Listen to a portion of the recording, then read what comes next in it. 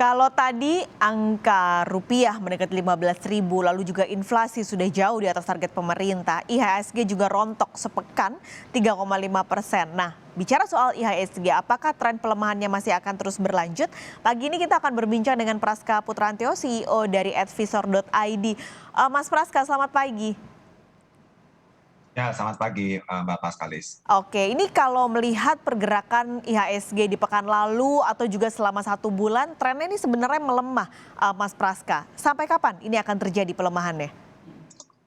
Ya, kalau saya melihat ya memang pelemahan dari IHSG ini disebabkan oleh tiga hal utama ya. Yang pertama adalah kalau saya pantau di sini yakni dikarenakan karena melonjaknya ya rilis data inflasi di bulan Juni kemarin ya yang mencapai 4,35% secara year on year, tentu saja ini memberikan efek kejut ya kepada pasar saham seperti itu, dan juga di pasar obligasi yang sudah merespon sebelumnya.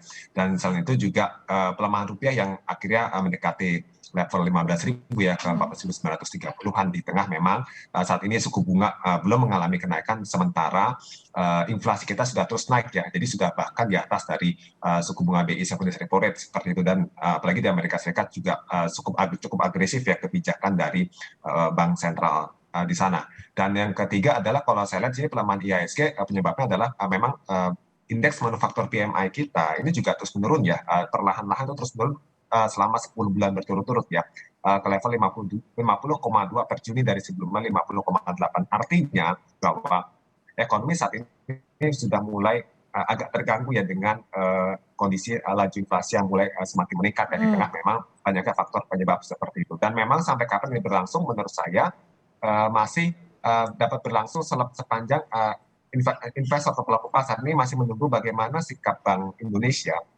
terhadap atau merespon terhadap lonjakan inflasi serta pelemahan rupiah ini, seperti itu.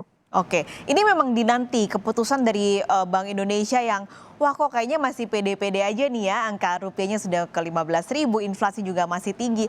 Apakah keputusan Bank Indonesia ini bisa jadi sentimen yang membuat tren IHSG berbalik arah, Mas Praska? Ya, menurut saya memang saat ini pasar memang melihatnya adalah saat ini BI itu diperkirakan masih menjaga suku bunga acuan di level 3,5 dikarenakan masih ingin menjaga momentum pertumbuhan ya, yang saat ini Indonesia secara GDP kita masih tumbuh di atas 5%, namun relatif agak turun 5,01 per Q1 2022 kemarin. Nah, namun di tengah laju inflasi yang terus meningkat ini dikhawatirkan bisa lebih tinggi ya dari pertumbuhan ekonominya, yang tentu saja akan membuat IHSG atau pasar saham ini juga akan berat untuk kembali recover seperti itu, dan tentu saja bisa kembali melanjutkan aksi tekanan jual. Oke, tapi prediksinya gimana sih Mas Praska untuk bulan ini? Apakah BI akan mulai akhirnya menaikkan suku bunga mereka di bulan Juli ini? Ya, dari pandangan kami, saya melihat BI seharusnya diperkirakan akan mencoba ya menyesuaikan, apalagi kalau menunggu keputusan dari The Fed ya, yang mana The Fed sendiri rencana di bulan Juli ini akan kembali menyesuaikan ya kenaikan suku bunganya. Jadi memang benar-benar agresif sekali untuk mengkontrol kondisi inflasi di sana seperti itu. Dan tentu saja kalau di sini tidak disesuaikan, ini dikhawatirkan bisa merespon atau menyebabkan pelemahan rupiah yang lebih dalam, termasuk juga berdampak negatif pada IHSG.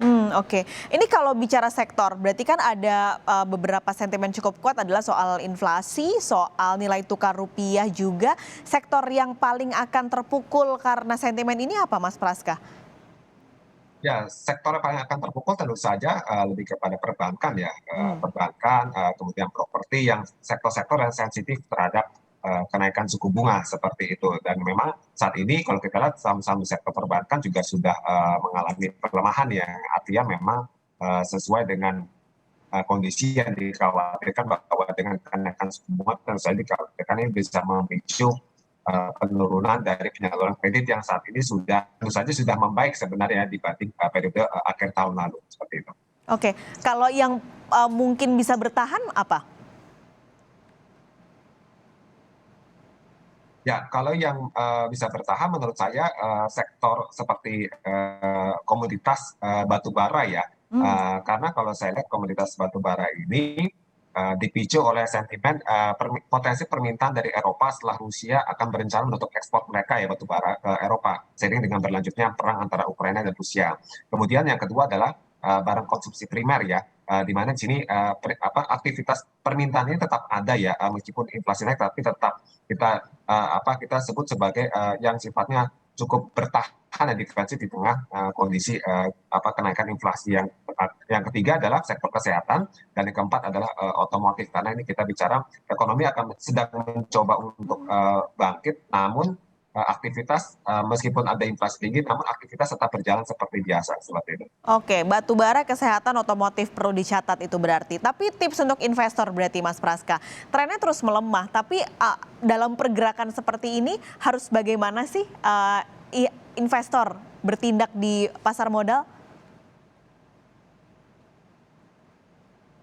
Ya, kalau untuk kondisi saat ini sejujurnya seharusnya investor harus lebih hati-hati ya. Jadi pertama memilih tentu saja saham-saham yang punya fundamental bagus ya atau sektornya itu diyakini masih bisa prospek untuk 1 tahun ke depan yang mungkin terefleksi juga definisi bagus itu laba bersih tumbuh atau penjualannya juga bertumbuh ya kurang lebih dalam setahun terakhir. Yang kedua adalah strateginya memang tidak bisa langsung asal beli ya karena memang tekanan globalnya lebih besar seperti itu meskipun sahamnya bagus tapi kalau kondisi global tekanan cukup besar ini harus wait and see juga. Jadi kita harus buy on weakness atau cicil bertahap seperti terhadap saham-saham yang diyakini bagus dan memang secara jangka waktunya, trading periodnya, saya sarankan lebih ke jangka pendek sampai menengah untuk meminimalisasi risiko potensi koreksi IHSG jika kekhawatiran stagflasi hingga resesi itu terjadi, kira-kira seperti itu. Oke. Terakhir ini kalau melihat pelemahan yang terjadi di indeks harga saham gabungan sebenarnya penurunannya tidak separah ketika waktu pertama kali The Fed memutuskan untuk menaikkan suku bunga mereka. Saat ini melemah tapi pelemahannya terbilang kecil gitu Mas Praska. Ini apakah karena sebenarnya lokal sudah banyak yang masuk hingga akhirnya ketika asing pergi indeks harga saham gabungan tidak terlalu tergoncang?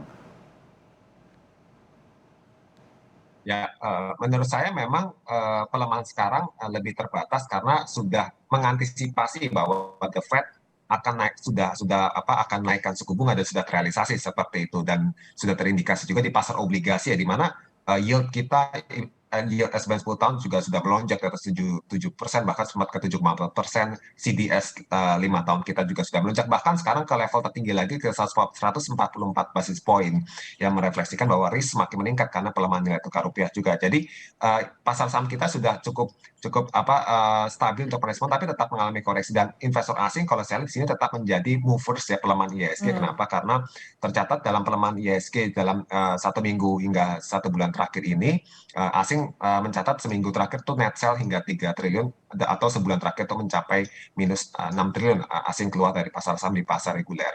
Oke, jadi memang masih asing dominannya, tapi untuk para investor yang mau masuk saat trennya seperti ini harus berhati-hati, mainnya mungkin jangka pendek menengah dengan memilih sektor-sektor yang secara fundamental masih baik untuk bisa menjaga pergerakannya. Terima kasih banyak Mas Praska sudah bergabung di Kompas Bisnis Pagi ini, sehat selalu.